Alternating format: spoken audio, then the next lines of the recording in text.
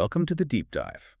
Today, we are taking on a text that, for many people, sits right at the intersection of, well, deep historical anxiety and profound foundational faith. That's a perfect way to put it. We are looking at one of the most polarizing and, frankly, fear-inducing chapters in the entire sacred scripture.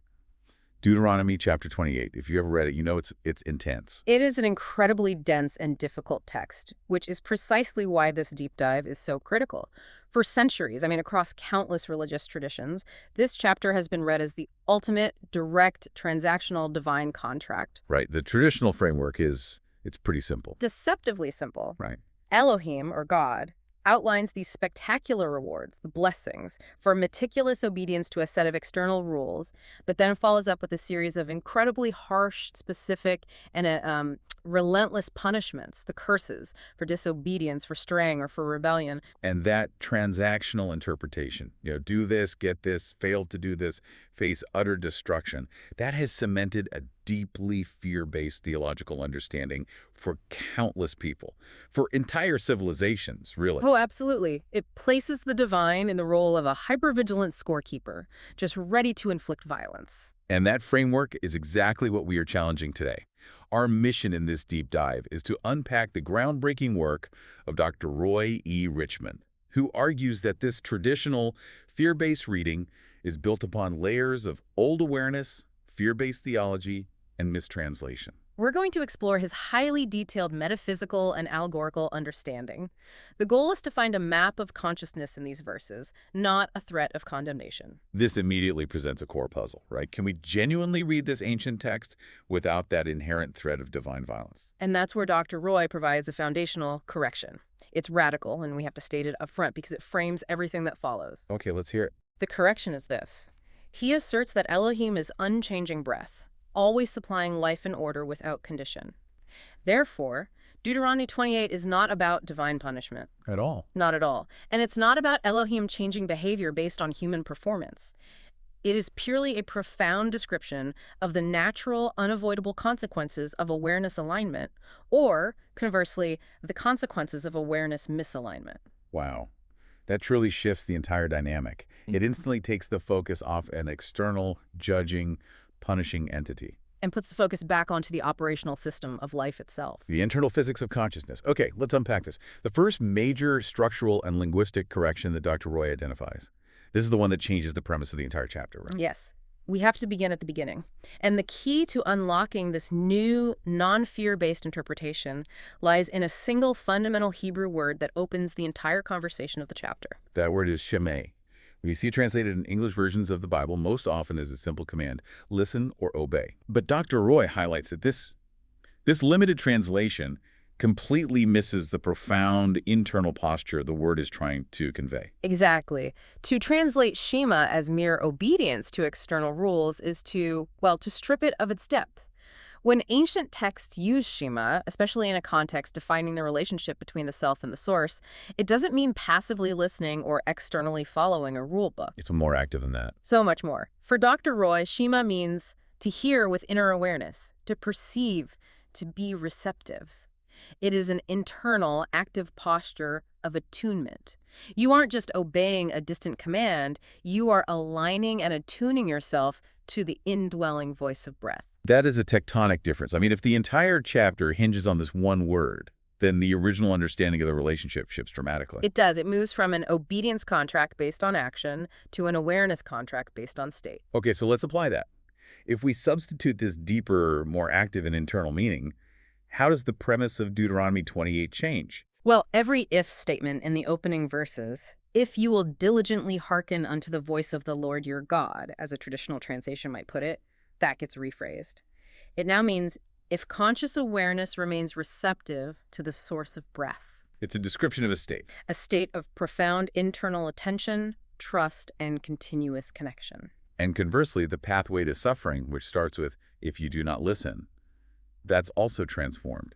It's no longer about incurring wrath. It becomes a description of a closing off, If awareness closes, resists, forgets, or moves into self-directed separation. And this is crucial because it's not language of active rebellion. It just means awareness stops perceiving inwardly. Right. The self becomes reactive, moves into a state driven by external fear and survival mechanisms, and it tries to exert control over life rather than allowing life to flow. So, accepting this correction means the conclusion of the shift is crystal clear. The chapter is describing an awareness-changing posture on the part of the individual. And it has absolutely nothing to do with Elohim changing behavior, because the premise of Dr. Roy's work is that the source material implies that Elohim is unchanging breath, always supplying life. It is the ultimate theological relief. It relieves the divine of this impossible, almost schizophrenic burden of being both the source of unconditional life and the selective source of inflicted harm. And instead, it lays the framework for the rest of the text. It's describing the natural physics of aligned or misaligned consciousness, which is always in motion. Always. Okay, so let's lean into that idea of flow and alignment. We'll turn now to verses 1 through 14, traditionally categorized as the blessings. Yes. The good part. When you read those opening verses in a traditional translation, they sound incredibly generous-like, an almost overwhelming reward handed out for achieving a high score on the test of life. Right, like you won the cosmic lottery. Exactly. But Dr. Roy argues they are something much simpler, much more profound, and, in a sense, utterly non-negotiable. That's the core principle here. These verses describe the natural state of awareness when it is aligned with breath. They are not rewards or displays of divine favoritism or selective intervention. They are simply, they're what life looks like when awareness flows with source. So it's not about achieving, it's about allowing. That's it. It's internal coherence generating external order. Okay, but the text mentions, for instance, Elohim will command the blessing upon you. If we remove selective intervention, what is the role of Elohim in that command? Great question. When the text says Elohim will command the blessing, we have to view that verb through the lens of fundamental nature. It means that the source, the breath, establishes order by its very nature. Where internal resistance is absent, life organizes itself spontaneously and harmoniously. So the command is just the principle of order being established. Yes, the flow of life is constant. The command is merely the natural principle of order being established within a receptive awareness. It's the perfect analogy of physical law. If I throw a ball in the air, gravity doesn't bless the ball by bringing it back down. Right. Gravity is simply the persistent law of the system. If I align with the law of gravity by standing on the ground, I experience stability. If I resist it by trying to jump off a cliff without a parachute, I experience a consequence, not a moral punishment. That analogy works perfectly because the alignment equals the flow, and the flow is the blessing. The universe is inherently orderly, and alignment plugs us directly into that existing order. Now let's dive into the fantastic, rich, metaphorical language used in these verses. When we deconstruct them through Dr. Roy's lens, they give us a map of a healthy, coherent, and well-functioning consciousness. We really do. The first major balance point we encounter describes the complete scope of a fulfilled life. Blessed shall you be in the city and in the field. This simple couplet is incredibly comprehensive. The city that represents structured collective life. Our routines, our jobs. Exactly. Our institutions, the established order of our existence, the places where we interact socially and professionally, and the field that represents potential, creativity, and expansion. The open, untilled spaces where we cultivate new ideas, explore the unknown, and grow beyond our current limits. So the deep insight here is that when awareness is aligned, the life we live, both the highly organized daily routine part and the open-ended, spontaneous, creative part, they function coherently, harmoniously. Yes, alignment prevents the burnout of structure and the aimlessness of pure potential. We often feel that conflict, don't we? Between our structure and our freedom, our job and our passion. All the time. But in alignment, structure supports creativity, and creativity enhances the structure, making our daily routines fertile rather than draining. Okay, next we have the profound metaphor of the inner harvest, using the language of provision. Blessed shall be the fruit of your body, ground, and cattle. This is where the allegorical reading truly illuminates internal dynamics. Dr. Roy defines these elements explicitly within the realm of consciousness, which helps us understand our internal creative loop. The fruit is expression. What you produce, Their Yeah. tangible output in the world. Exactly, the quality of your manifestations. The ground is defined as conscious awareness itself, the soil in which all things grow, and the cattle are our sustaining thoughts and habits. That distinction regarding cattle is essential. It's not just physical animals. It's the daily sustenance of your inner landscape. It is. Think of the cattle as the mundane, repetitive mental work you do every day, the habitual affirmations, the deeply ingrained beliefs, the scripts you run on autopilot. Okay. So if your conscious awareness, the ground, is aligned and receptive, Shema, and your daily sustaining thoughts, the cattle, are life-affirming and cohesive, then your expression, the fruit, will naturally be life-giving, beautiful, and abundant. So the insight here is that aligned awareness produces life-giving expression without strain. The fruit isn't forced. It arises naturally from fertile ground and healthy internal maintenance. And we can apply this directly to our lives, right? If your cattle are daily habits of anxious self-critique, constantly scrolling for comparison, or engaging in negative self-talk, Then the fruit of your body, your actual output, your creative work, your relationships will be anxious, unfocused, and prone to fragmentation. exactly. Alignment ensures the inner economy is sound. This abundance leads us to one of the most powerful identity statements in this section, and it's often misinterpreted as purely economic success. The state of overflow consciousness where the text says, "You shall lend and not borrow." It is so tempting, especially in a capitalist society, to read that simply as, you will be rich and debt-free. But Dr. Roy emphasizes this is an identity description. It's not primarily an economic forecast. So lending represents. Overflow consciousness, functioning from a state of inner supply that is perpetually abundant and sourced internally. And borrowing then signifies something much deeper than just taking out a loan. Correct. Borrowing is defined as lack-based awareness, operating from a perception of chronic deficiency, strain, or neediness that requires external input to survive. You're not just borrowing money. You're borrowing energy, borrowing validation, borrowing peace from external sources. Yes, the distinction is vital. It's not about the dollar amount in your bank account, although that might be a result. It's about the fundamental internal feeling of self-sufficiency, resourcefulness, and wholeness that comes from being connected to the inner source. You don't need external systems to sustain you. The takeaway is clear. Alignment means functioning from a state of abundance and inner supply, not deficiency or strain. You are the source of supply for your life experience. Not the dependent borrower constantly seeking sustenance from outside forces. These verses aren't describing a temporary prize you win. They describe the inherent sustainable physics of an aware, receptive, and flowing consciousness. It's incredible how fertile the internal landscape is when there's no resistance. This state of alignment is the ideal. But now we have to brace ourselves for the rest of the chapter. The vast majority of the text, where things take a dark turn. We move to verses 15 through 68, the pathway of misalignment. This is where traditionally the fear spikes dramatically. Oh, absolutely. People read these 50-plus verses and see a description of relentless, specific, and horrific destruction delivered by a wrathful deity, divine judgment unleashed. And Dr. Roy's interpretation here is a direct, firm rejection of that religious tradition. His stance is definitive. Religion brought the chapter to a complete halt here by imposing the punishment theology. He states clearly that Elohim causes none of these outcomes. None of them. The source is unchanging and does not inflict, attack, or punish. If the source of life is unconditional, it cannot also be conditional. So this is the critical separation we must maintain.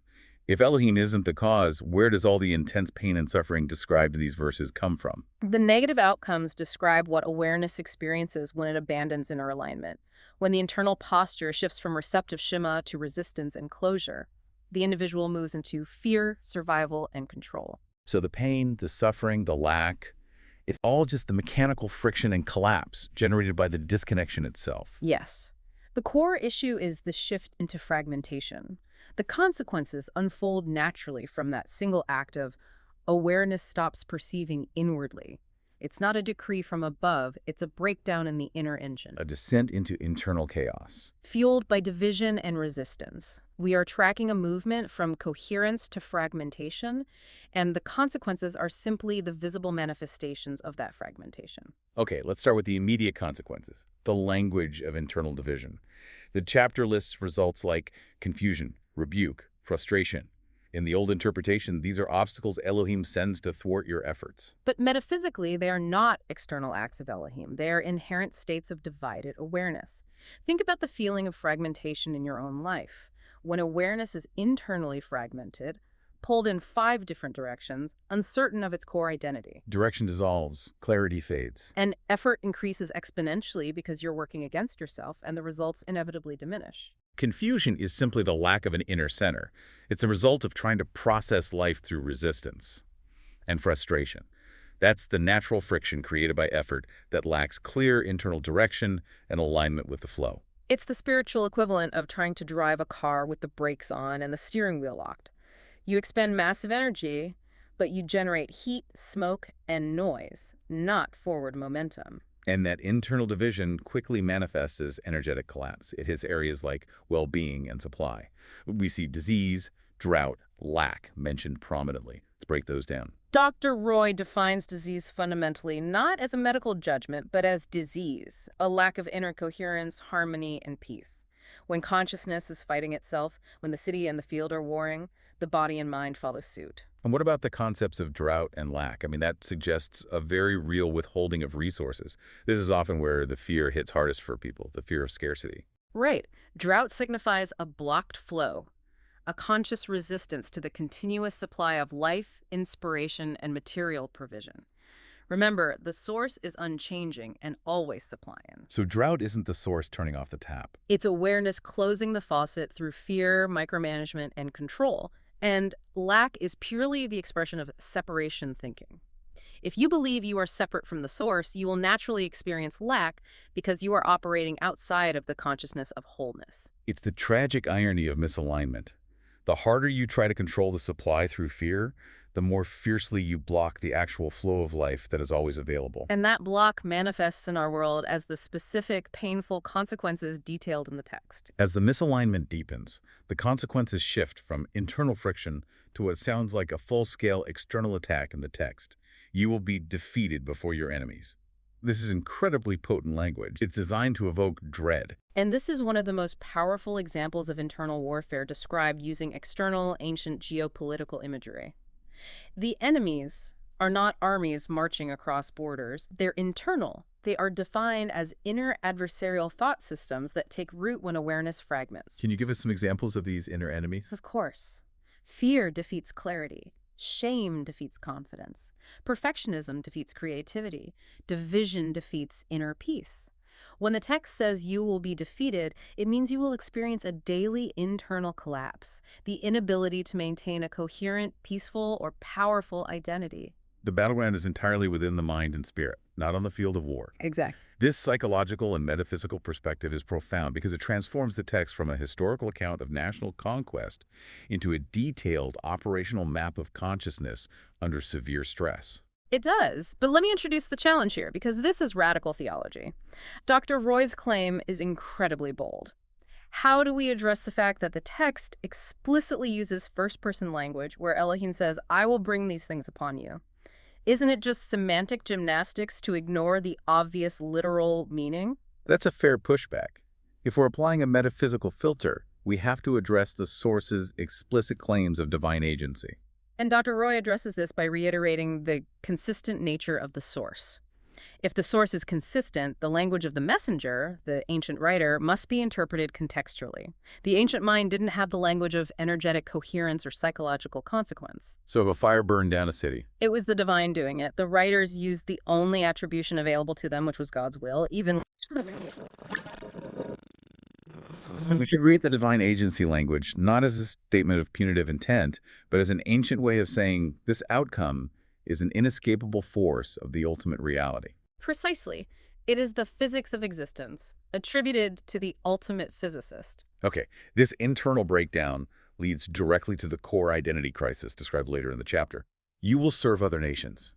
In the literal historical reading, this means physical captivity and exile. But here, the allegorical reading is incredibly relevant to modern life. The allegorical reading is profound. What do these nations symbolize in the context of awareness? They symbolize dominant external thought systems. These are the systems that dictate value, success, and belonging outside of your own internal alignment. So to serve another nation, then, is to submit to mental or spiritual captivity. Yes, it means living under fear-based beliefs that are not your own.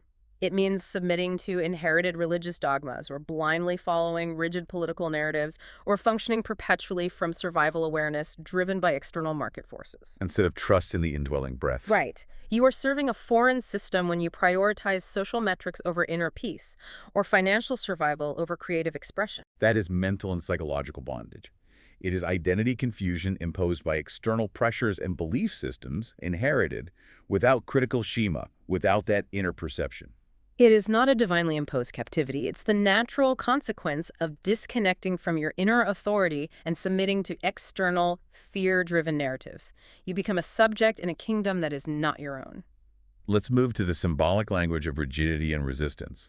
This is captured so powerfully in the agricultural and meteorological imagery. The heaven that is over your head shall be bronze, and the earth that is under you shall be iron. That sounds stifling. It symbolizes a complete suffocating block in the energetic flow of life. Heaven represents higher awareness, the realm of insight, inspiration, and spiritual flow. Earth represents manifest expression and physical life, where we plant our seeds and see our results. And the metals, bronze and iron. They indicate resistance, hardness, rigidity. When awareness closes, the heaven above you, your capacity for new insight, feels like rigid bronze, impenetrable and unyielding.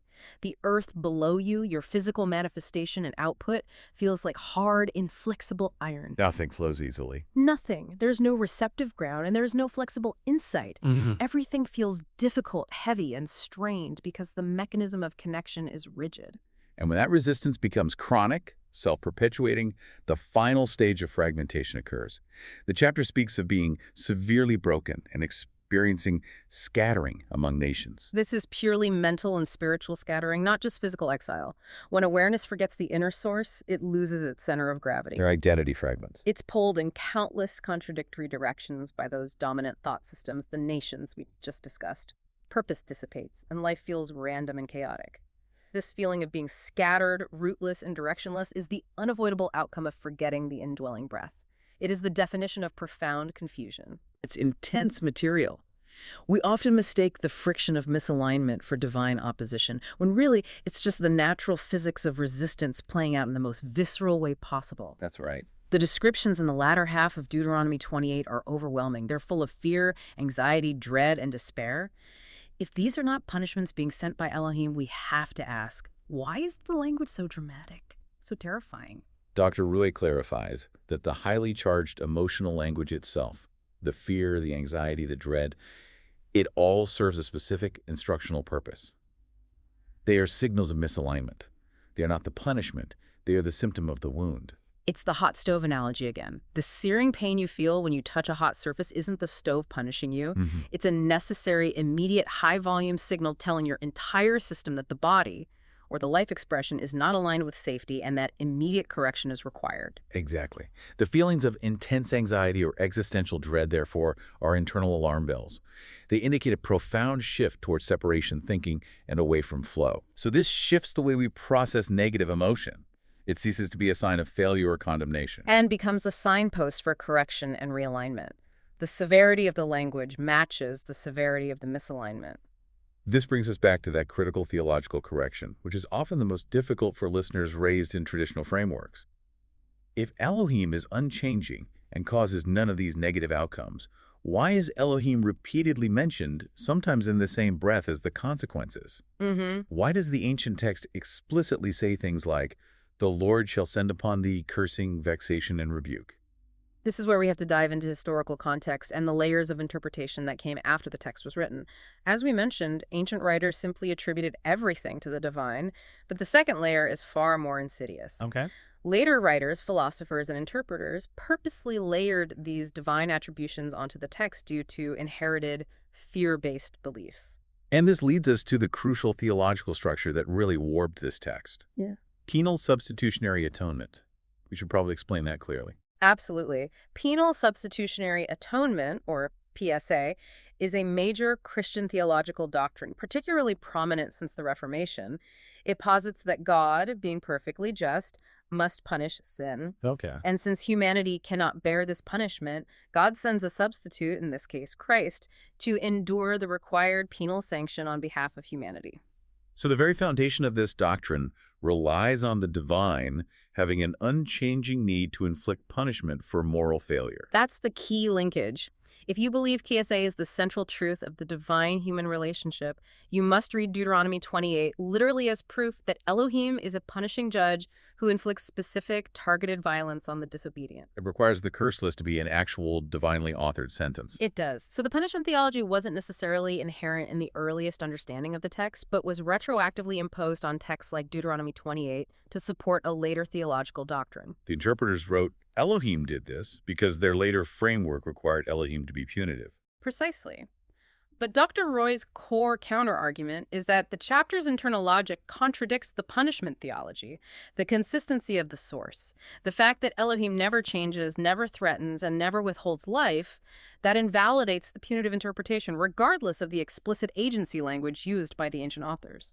One thing that still makes Deuteronomy 28 so overwhelmingly frightening is its sheer length, especially the detailed escalation of horrors in the second half. The structure is structurally uneven, and recognizing this is the key to managing the fear. The chapter is clearly divided. Verses 1 through 14 introduce alignment and coherence. Verses 15 through 46 describe progressive misalignment and its natural compounding consequences. But then we hit verses 47 through 68, the final third, which uses the most graphic, intense, and terrifying language about siege and utter collapse. Does this section introduce new consequences or deepen the theology of punishment? No, it does not introduce new doctrine. This is where we see the power of ancient Near Eastern rhetorical intent at work. Dr. Roy notes that verses 47 to 68 do not introduce new concepts or expand the theology of misalignment. They just get louder. They simply intensify and reiterate the breakdown of awareness using stronger, more visceral, and more emotionally devastating imagery. So the literary technique is repetition plus escalation. It was a powerful rhetorical device used to press the point home, not to introduce additional theological instruction. It's poetic amplification. It's designed to drive the severity of misalignment into the deepest part of the listener's consciousness. The structural purpose is clear: to warn the listener in the strongest possible terms that allowing misalignment to persist will result in profound suffering and fragmentation. But the message is consistent from verse 15 to 68. Separation hurts. If we strip away all the layers of fear-based language and theological overlays, what is the overarching instructional purpose of Deuteronomy 28 according to Dr. Roy? Its purpose is purely instructional, not threatening. It is designed to be a clear map of reality. Here is what life looks like when awareness is aligned, and here's what life looks like when awareness is disconnected. So the chapter doesn't demand obedience to external rules. It invites awareness and attunement, because alignment brings life, and misalignment carries its own self-imposed consequences. Okay, let's synthesize this into the single flowing metaphysical narrative that Dr. Roy offers. Let's trace the full trajectory of consciousness described across all 68 verses. The journey begins with the flow state. That's verses 1 through 14. This is the affirmation. If conscious awareness remains receptive to the voice of breath attuned inwardly rather than distracted outwardly, coherence overtakes life experience without striving. The structure supports the flow. It does. And the result of this flow state: clarity flows into structured life and creative expression. Daily provision unfolds with ease. Identity stabilizes in the knowing of oneness. Awareness functions inherently from overflow, Manifesting as abundance rather than lack. Then comes the moment of forgetting.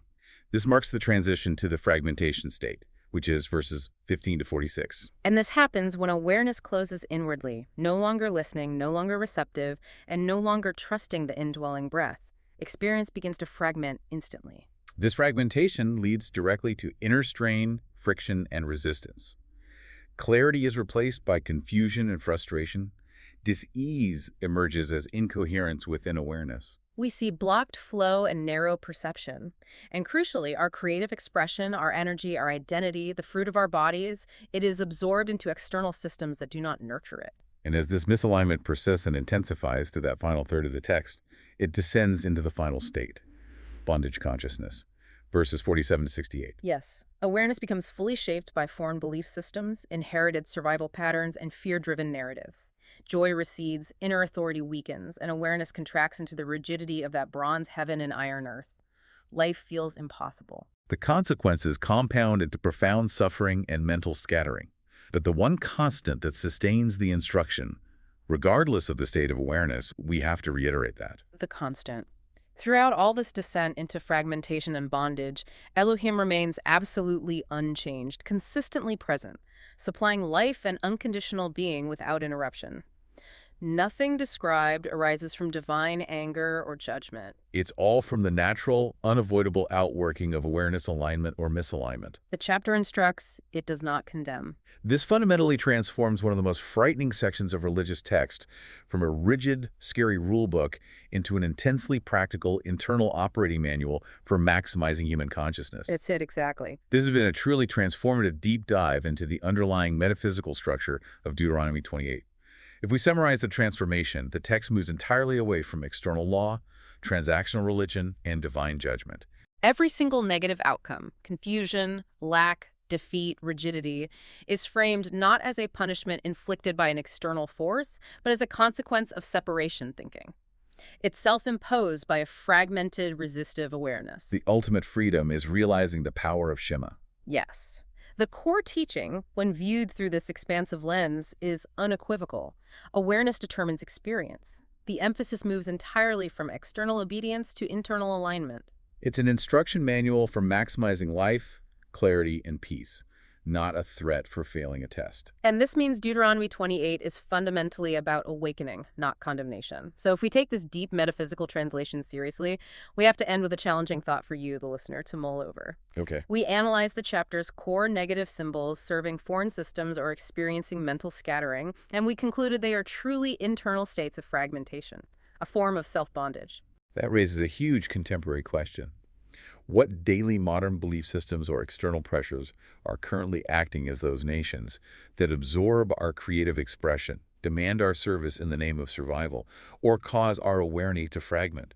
If the ancient text is truly a map of consciousness, then the vigilance required to avoid bondage consciousness, the choice to operate from lack rather than flow, is just as necessary today as it was 3,000 years ago. The work, then, is always internal. The choice is always present. A compelling idea to leave you with. Thank you for diving deep with us.